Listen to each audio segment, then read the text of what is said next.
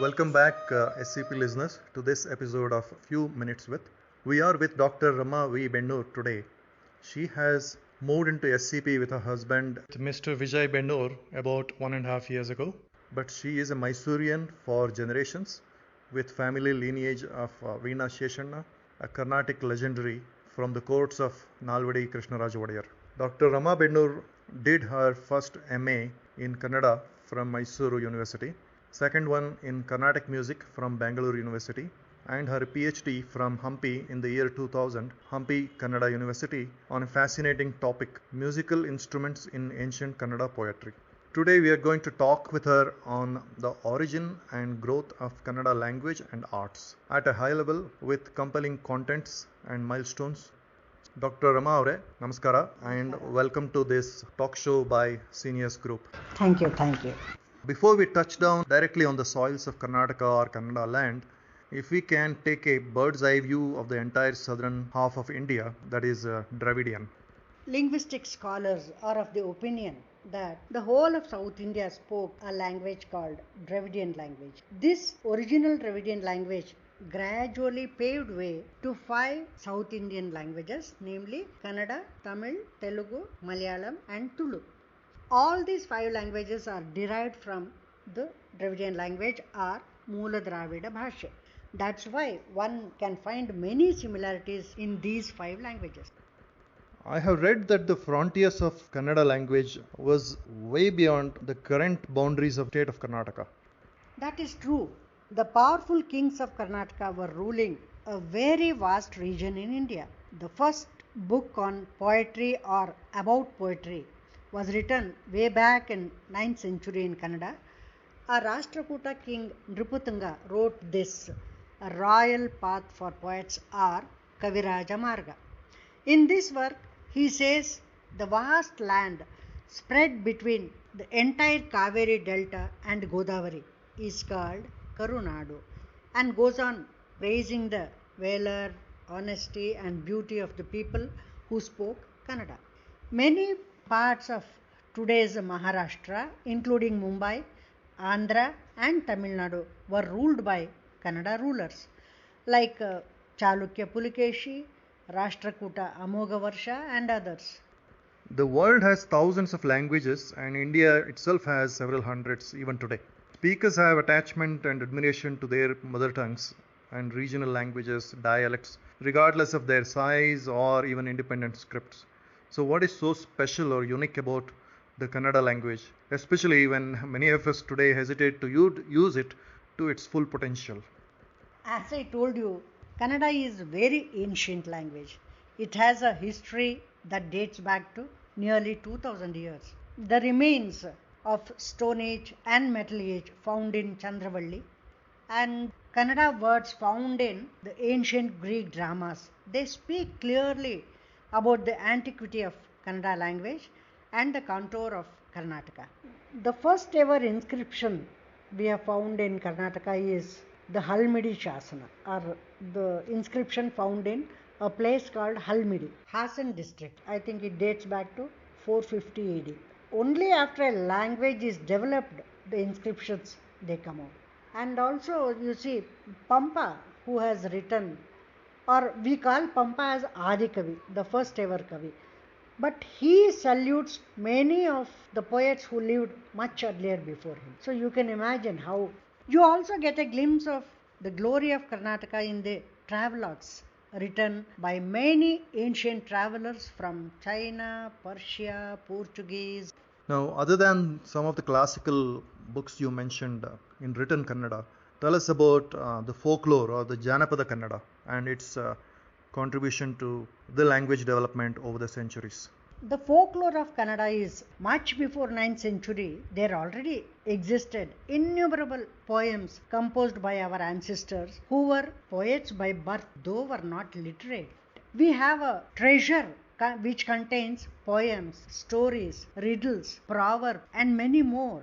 In fact, meter exclusive for Kannada like Chaupadi, Shatpadi were extensively used by our folklorists. By the way, you have heard of Purandaradasa, right? Mm-hmm. He too has written a few Yakshaganas, which is very close to the folk. So when you mention meter as well as the name of Purandaradasa, this question arises: did the build-up of this street music, if I can call street plays, songs, gave birth gradually for the development of classical music? Certainly, sir, there is no doubt in it. Folklore or the folk music or anything folk is the mother of the Classical music. yeah, the classical. A classical form of any art for that matter. Let's come to the classical music itself. The significance of Kannada literature and musical inventory to the Indian and especially Carnatic music. This question is very close to my heart. First and foremost, we must salute to Purandaradasa, who is considered as Karnataka Sangeeta Pitamaha. It was he who laid a firm foundation to Indian classical music and composed thousands of songs. If we still go back, there was a great scholar, musicologist, and musician called Matanga, who lived around 7th century in Hampi. His work Brihadeshi is a magnanimous work on music. Another great musicologist who was a contemporary of Tulsidas and Tansen, Pandarika Vithala or Pundarika Vithala. He was also from Karnataka. Satnur near Shivagange was his native place. He was an authoritative on music and dance. He was invited to Delhi Darbar and there he wrote 4 extraordinary works like Nartana Nirnaya, Ragamala, Ragamanjari and Sadraga Chandrodaya. Like this, Kannada has paid immensely to both the theory and practice of Indian classical music. Now, talking about music or Sangeeta, not only just songs and ragas, ಶಿಲೆಗಳು ಸಂಗೀತವ ಹಾಡಿವೆ ಕಥೆಯ ಹೇಳಿವೆ. So tell us something about Kannada sculpture and scriptures. When we talk of contribution of Karnataka or Kannadigas to sculpture, I must say this. It was in Aihole and Pattakkallu, the experiments in sculpture or temples first began in India. That's why Aihole and Pattakkallu are called as cradle of Indian temples. The concept of cave temples like in Badami, the world famous Ajanta, Ellora, Elephanta caves were carved by Kannada kings. The world famous monolithic statues of Gomateshwara are situated in Karnataka only. Modern literature, of course, it's very cosmopolitan. I want to ask you about ancient Kannada literature. Other than Hindu writers, who all were significantly contributing to the development of the language as well as its literature? I think I mentioned about Pampa, who wrote 2 literary works 1000 years ago. Pampa, Ponna, Ranna, Janna, they were all Jain poets. The contribution of Jains to Kannada literature is fantastic. And in the same way, poets like Harihara, Raghavanka, and so many Sharanas, Vachana, they have written Vachanas and also poetry. In fact, Harihara has written nearly 100 Ragale. That's also a form of poetry. Like this, Jains and Shaivites and Vaishnavites, they all have contributed for Kannada literature. In Even fact, the Sufi Santa like Shishunal Shishunala Sharif. Sharif. Yes. They all have lived in harmony. Was there any English when the English started ruling?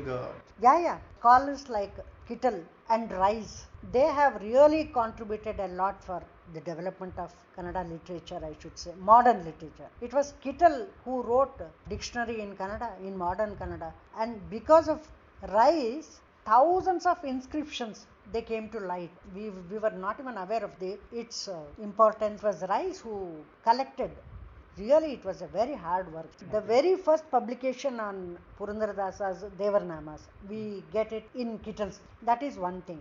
And to say that how all the dharmas, all the religion, they lived in harmony in Kannada. There are always times, now and then, rivalry and frictions between different faiths. Here, in the Hoysala kingdom, the king Bittideva, he was a follower of Jainism, but he converted himself to Sri Vaishnava after getting impressed with Saint Ramanujacharya.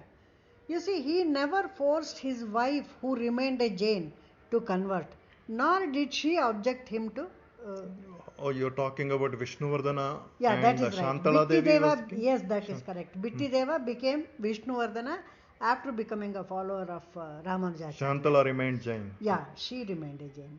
Actually, there is an inscription that describes the peaceful coexistence of different faiths and philosophies in Hoysala King. If you Okay. don't Between mind, shall I? Halebid, Belur or something. Yeah, Yeah. yeah. Okay. If you don't mind, shall I sing it? Sing that? Oh, sure. That would be very nice. Also, if you don't mind, I would like to end this show with a Janapada song, Kannada Janapada song, which you spoke very highly of. If you can end with that. And thank you very much, Rama Aure, for this wonderful show. Thank you, thank you. यं शैवा समुपासते शिव इति ब्रह्मेति वेदान्तिनः बौद्धाः बुद्ध इति प्रमाणपटवः कर्तेति नैयायिकाः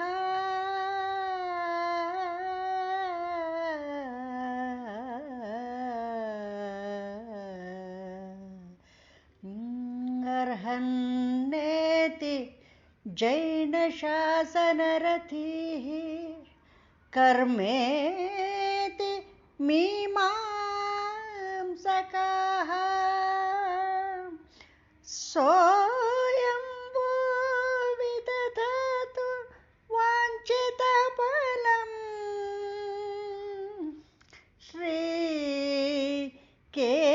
श्रीकेशवेश सदा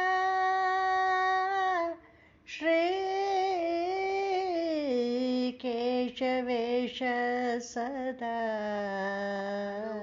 ಕಂದನ ತುಟಿಯು ಹವಳದ ಕುಡಿಹಂಗ ಕುಡಿ ಹುಬ್ಬು ಬೇವಿನೆಸಳಂಗ